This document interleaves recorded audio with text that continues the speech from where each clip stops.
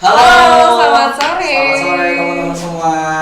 Di sini kembali lagi di IDNL Jawa Tengah bersama saya Aulia Pradipta dan Arya Octaviani atau Ocha. Ocha gitu ya. Jadi di sini kita mau berbincang ya Mbak Ocha ya terkait dengan 17 Agustusan nih teman-teman. Jadi mungkin banyak di antara kita generasi 90-an, 2000-an gitu ya, yang kalau mendekati 17 Agustusan pasti akan ada lomba-lomba nih. Tuh. Iya kan, lomba-lomba 17 baik itu di tingkat RT, RW gitu ya maupun kelurahan. Jadi kita bakal coba membahas tentang itu tuh. Nah, kalau dulu kita ingat Mbak Ocha sendiri ini asalnya dari mana Mbak? Asalnya Cilacap dong. Cilacap ya, oh iya. Jelas, Cilacap Tulen saya. Iya, Cilacap. Jadi kita sedang ada di studionya Kreavo nih teman-teman. Jadi Cilacap Creativity Forum. Nah, kita disupport untuk membuat podcast ini ya Mbak Ocha. Kayak gitu teman-teman. Dan sedikit ya tadi terkait dengan 17-an.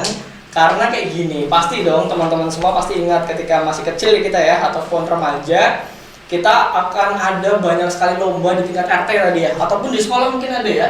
Di sekolah. SD, SMP, SMA itu biasanya ada tuh.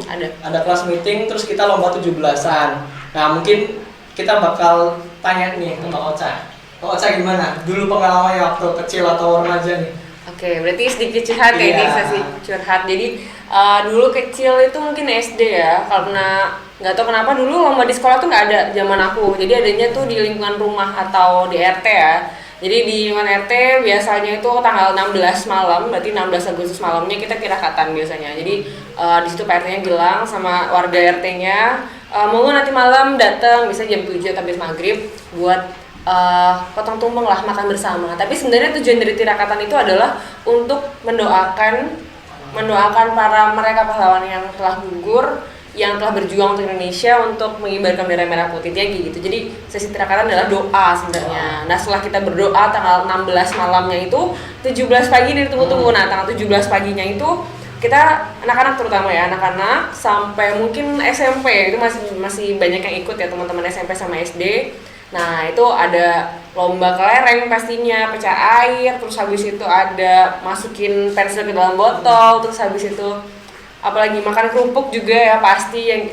Dan mungkin untuk beberapa daerah masih ada yang panjat pinang, cuma kebetulan dulu di perumahan aku itu tuh nggak ada panjat pinang, jadi ya lomba-lomba kayak gitu. Terus setelah ada yang menang di tingkat RT, nanti kita lomba di yang tingkat satu perumahan ceritanya kayak gitu. Nanti di lingkup yang lebih luas lagi, biasanya di lapangan perumahannya gitu kan. Nah, itu lomba lagi, jadi ceritanya finalnya gitu sih.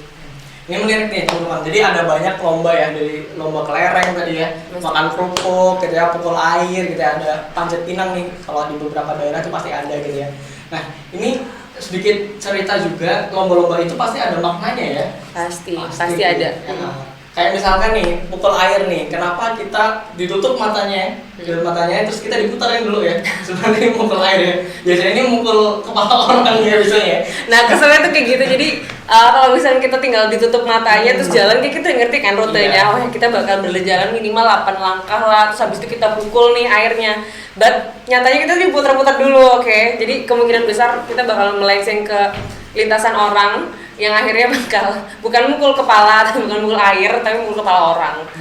Nah, ya, tapi itu sih serunya di situ. Kita bisa kenal sama teman-teman, lebih dekat juga. Beda sih sama sekarang kayaknya. Iya, kayaknya sekarang udah jarang banget ya. Atau mungkin masih ada, tapi mungkin di tingkat RT ya, di daerah-daerah kayak gitu. Nah, termasuk panjat pinang tadi. Nah, panjat pinang ini menarik sebenarnya. Karena filosofinya ini kan tentang kerjasama ya. Jadi kalau panjat pinang tuh batangnya gitu yang buat manjat itu biasanya dikasih oli itu. Pasti Dikasih oli, dikasih kecap biasanya. Terus kita orang tuh saling ini ya, merangkul gitu ya. Ya, nggak apa-apa. Mesti nggak apa-apa ada yang jadi pondasi di bawah. Mungkin agak ya terus pasti sakit secara fisik kan karena di sini jadi penumpu. Tapi ya karena untuk menuju visi bersama, tujuan bersama biar dapat sepeda di atas sana dan naik Gcom ya. It's okay, nggak apa-apa lah. Nah, terus juga ada dulu selain panjat pinang yang pakai oli atau kecap ya, itu yang ada buah gitu ya, buah apa biasanya? Oh, itu buah sukun. Sukun ya, sukun dikasihin koin itu loh teman-teman. Jadi kalau dulu tuh ada pecahan 100, 200, 1000 gitu ya. Terus digigitin pakai gigi kan, jadi ya pasti kan belepotan tuh muka. Ada yang pernah nggak? Ya biasanya ada ya. Nah, terus ada lagi tuh yang misalkan lomba untuk ambil belut ya, ambil belut dari satu Tapi belum pernah coba sih itu. Nah, itu geli, satu yang kedua licin banget kan. Dan dulu anak-anak kecil ya pasti takut kan ya, kalau ngeliat dulu tuh kayak ngeliat apa gitu, geli-geli gitu kan. Nah mungkin itu banyak sekali permainan ketika kita 17-an. Nah itu sebenarnya salah satu maknanya adalah untuk memperingati nih teman-teman, memperingati adanya Hari Kemerdekaan Indonesia. Di situ mungkin ada banyak filosofi tentang perjuangan gitu ya, tentang rasa gotong royong, kerjasama ya untuk mencapai satu tujuan. Ingat betul ketika dulu 17 Agustus 45 teman-teman. Dulu mungkin orang berjuang pakai bambu runcing gitu ya, berperang gitu ya dan sebagainya. Namun era sekarang udah beda gitu ya, era sekarang udah beda. Orang mempertahankan kemerdekaan dengan banyak cara, salah satunya dengan berkarya ya, berkreasi, dan anak-anak mudanya ini biasanya melakukan sesuatu hal gitu ya. Nah mungkin menurut Mbak Ocha nih, kira-kira apa sih makna 17-an bagi anak muda sekarang? Makna 17-an? Yes. Oke, sebenarnya makna 17-an adalah merefresh gitu. Kalau mungkin bahasa kerennya merevitalisasi semangat. Semangat untuk apa sih? Semangat buat berperang lagi loh. Kita sedang berperang sekarang. Cuma bedanya, ya? Cuma bedanya perang sama dulu adalah kalau dulu perangnya melawan penjajah ya. Iya. Melawan orang lain yang mungkin harus kita usir. Tapi kalau sekarang bukan diusir, kita perang melawan krisis identitas. Kita perang melawan lunturnya kreativitas dan juga karakter. Nah, jadi 2 poin itu, karakter dan juga identitas. Kita sedang berperang melawan itu. Dengan apa? Dengan kita terus berkarya, kita menciptakan karya-karya, kita berkegiatan, kita juga saling memupuk budaya baik yang nantinya akan menciptakan sebuah karakter yang baik di kalangan kita, begitu sih. 17 Agustus harusnya menjadi sarana buat teman-teman muda, termasuk saya gitu kan, untuk mengingat kembali bahwa merdekanya Indonesia itu tidak serta-merta ada, tapi banyak menuangkan darah yang mungkin sekarang kita nggak perlu untuk merasakan pedih dan sakitnya tertusuk mungkin atau terluka karena ada merem dan lain sebagainya. Cuma kita harus merasa sedih dan terluka ketika kita belum bisa mempertahankan budaya yang baik, contoh saling menghormati, adanya intoleransi, itu kan kita harus terluka karenanya gitu. Jadi ketika kita tidak peka lagi, ya sebenarnya kita sedang terluka seperti itu. Ini Mbak Ocha lagi terluka nggak? Ya, jadi itu makna aja ya teman-teman, bahwa perjuangan zaman sekarang itu juga sama, kita berperang, namun lebih kepada perang melawan diri kita sendiri gitu ya, agar lebih baik. Tadi tentang intoleransi gitu ya dan sebagainya. Nah karakter-karakter itu yang perlu kita bangun dan wujudkan juga dalam rangka apa? Mengisi kemerdekaan Indonesia. Nah berbicara tentang kemerdekaan nih, dulu mungkin kita ingat ya ketika golongan tua dan golongan muda sempat berselisih ketika pra kemerdekaan ya. Ketika itu ada kelompoknya Soekarno, terus juga ada golongan mudanya juga menuntut agar cepat-cepat kemerdekaan itu diproklamirkan, ya kan? Adapun untuk urusan-urusan yang teknis itu nanti sambil dijalankan lah. Yang penting merdeka dulu tuh. Nah mungkin kalau waktu itu kita undur-undur terus, maka makna kemerdekaan ini Indonesia bakal berubah. Karena gini, mungkin maknanya kenapa Indonesia memproklamirkan sendiri gitu ya, itu artinya kita berjuang atas dasar ya perjuangan kita ya. Betul. Beda ketika ceritanya kalau kita kemerdekaannya diberikan. Nah mungkin itu maknanya bakal sangat berbeda ya Mbak Ocha. Baik.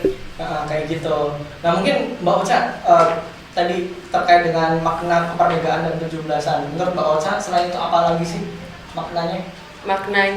Maknanya adalah tadi selain merevitalisasi itu merefresh, itu adalah karena kita harus diam sejenak untuk merasakan bahwa bisa jadi Indonesia sedang tidak baik-baik saja untuk saat ini. Bisa jadi kita harus bahasanya ini adalah sarana kita untuk memekakan diri, untuk menjadi lebih peka. Apakah di sekeliling kita sudah baik-baik saja?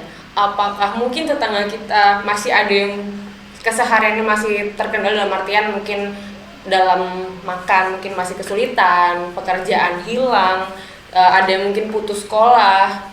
Jadi meningkatkan kepekaan kita terhadap kondisi sekitar sih dari situ sebenarnya. Jadi bisa diartikan ke sana kemerdekaan ini, kita harus melihat lagi, merasakan kembali tanpa harus ada di sana gitu kan. Kan sejarah itu jangan ditinggalkan. Tapi memang kita tidak harus kembali lagi ke sana, kita tidak harus mengulang hal itu, kita tidak harus memerangi dengan cara-cara yang konvensional seperti dahulu. Cuma dari keadaan yang sekarang kita harus berdinamisasi ya dengan suasana yang ada saat ini gitu. Kita harus semangat untuk apa? Semangat untuk berkarya, terutama berkarya dalam arti bukan hanya menciptakan gitu kan, tapi memperbaiki sebuah masalah. Jadi kita harus memekakan diri terhadap masalah-masalah.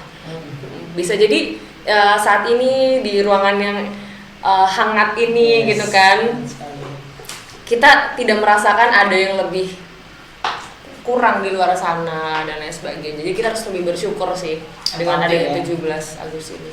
Rasa empati harus diasah agar lebih peka gitu. Sama tadi kalau kata Mbak Ocha kan jangan melupakan sejarah ya. Ini kayak katanya Bung Karno teman-teman di Insinyur Soekarno dulu pernah bilang juga jas merah nih, jangan sekali-kali melupakan sejarah. Nah, itu penting banget bagi generasi kita ya, karena gini, sejarah itu untuk refleksi, oh ternyata bangsa kita sudah melewati apa aja nih, dan ke depan kita harus ngapain, optimisme. Jadi anak muda itu emang ini pengalaman ya, makanya kalau kita berbicara tentang pengalaman mungkin kita kalah mungkin, tapi kalau kita berbicara optimisme masa depan, nah itu tuh poinnya anak muda di situ ya. Kita bisa berperan di situ teman-teman, termasuk teman-teman semua yang ada di penjuru tanah air gitu ya, penjuru Jawa Tengah dan sebagainya. Dan yang spesial lagi nih Mbak Ocha, hari ini kan tanggal 15 Agustus nih, itu juga hari jadinya Provinsi Jawa Tengah. Oh luar biasa, Masya Allah. Jadi Jawa Tengah itu hari lahirnya itu tanggal 15 Agustus dan tanggal 17-nya adalah hari kemerdekaan Indonesia. Tapi menarik nih Mbak Ocha, kalau kita lihat ya umurnya Indonesia ini umurnya 75 tahun. Sudah 75 tahun, dua hari lagi berarti. Iya. Nah menurut Mbak Ocha itu udah usia yang baru muda ya, atau udah lumayan matang untuk menjadi suatu negara? Oke. Untuk ukuran ya, untuk ukuran kalau misalnya dibandingin dengan negara-negara lainnya, yang pasti Indonesia masih cukup muda. Kalau misalnya kita bandingin sama manusia itu beda lagi ya, karena Indonesia bukan manusia, kita tidak bisa menyamakannya. Cuma kalau misalkan kita lihat dari negara-negara yang lain, ya pasti Indonesia masih cukup muda. Makanya bisa jadi kita tidak boleh terlalu membandingkan negaranya sudah semaju ini gitu. Bukan pesimisme yang harusnya kita kembangkan, tapi optimisme. Kita masih muda. Artinya apa? Indonesia masih muda berarti kita masih punya segitu banyaknya manusia, masyarakat yang masih semangat, yang masih punya jiwa-jiwa muda. Bahkan yang umurnya mungkin sudah tidak muda lagi, jiwa itu bisa jadi masih ada di sana. Dan kita harus menyalurkan itu dengan baik gitu. Jadi ketika nanti sudah berumur, sudah dewasa, masih punya hobi yang baik, mungkin memasyarakat, lebih ke pengalaman dan sebagainya, itu tetap harus dilaksanakan walaupun umurnya sudah lanjut. Baik pula juga memberi ruang kepada teman-teman yang masih muda, baik itu mereka yang masih pelajar. Berarti kalau pelajar di sini berarti ada SD, SMP, SMA. Nah, mereka juga harus diberikan ruang untuk berkembang lebih gitu, karena semangatnya juga pasti luar biasa. Dan bagaimana caranya, tantangannya adalah bisa mengkolaborasikan semua itu. Gimana caranya kita tidak membuat gap, tidak membuat kelas-kelas, baik itu kelas ekonomi, baik itu kelas sosial yang digolongkan pada tingkat pendidikan dan sebagainya, itu harusnya kita tidak mengkelas-kelaskan. Bagaimana mungkin kita lulus ini sebagai saya sebagai lulusan A, tapi bagaimana dengan teman-teman yang mungkin tidak bersekolah sampai selesai misalkan, tapi dia juga punya kemampuan yang sama dan dia harus diberikan ruang yang sama untuk bisa berkolaborasi bersama. Ini menarik banget nih. Jadi kalau tadi kata Ocha kan nggak semuanya itu beruntung ya mendapatkan pendidikan ini dan kesempatan satu hal itu privilege seperti itu. Nah, ada riset menarik nih BPS kan terakhir untuk sensus ya 2010 ya. Nah itu tuh mengatakan kalau jumlah penduduk Indonesia itu kan sekitar 200, waktu itu 35 juta ya, 235 juta. Nah dari jumlah segitu ya, 200 lebih penduduk Indonesia, 200 juta lebih, hanya 11 juta orang Indonesia yang mampu melanjutkan pendidikan ke jenjang pendidikan tinggi.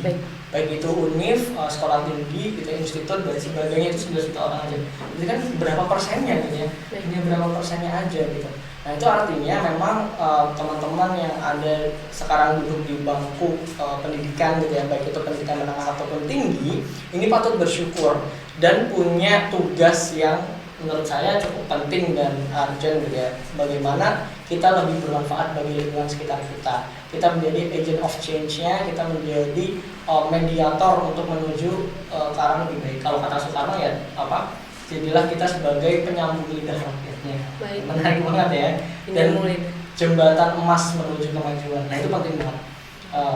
Itu penting banget dan mudah-mudahan semua teman-teman yang ada di penjuru Jawa Tengah, penjuru tanah air ini bisa punya karya ya, anak-anak muda. Ayo kita saatnya bergerak. Deadline kita 2030 ya untuk bisa menjadi negara maju.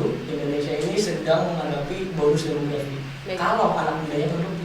Nah itu dia kalau ada budaya produktif. Biasa bagaimana sebenarnya parameternya gitu, indikatornya kita aktif tidak aktif itu apa gitu. Jadi mungkin belum ada ya, mungkin belum ada parameter dikatakan oh aktif produktif itu yang seperti apa dan lain sebagainya. Yang penting adalah kita sudah menciptakan ruang-ruang untuk berkolaborasi gitu.